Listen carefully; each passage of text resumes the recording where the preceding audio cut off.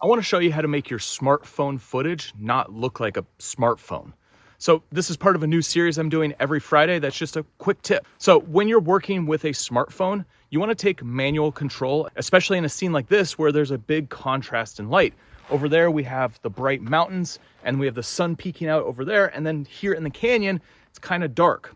So in my camera, I go through and set it to manual and I set my exposure to what I want the entire shot to look like. Now, on top of that, I also set manual white balance because the colors are going to shift between down here in the canyon and up around on the mountains. The last thing I set is manual focus because I want to do a rack focus from the mountains to my buddy Jesse and not have a super fast focus change going from the background to the foreground. And so I'm using the DJI OM6 to get this shot, and it's got a little focus wheel here on the side. So I'm gonna do an orbit around Jesse as I manually adjust my focus to lock onto him to show this cool scene that we're in.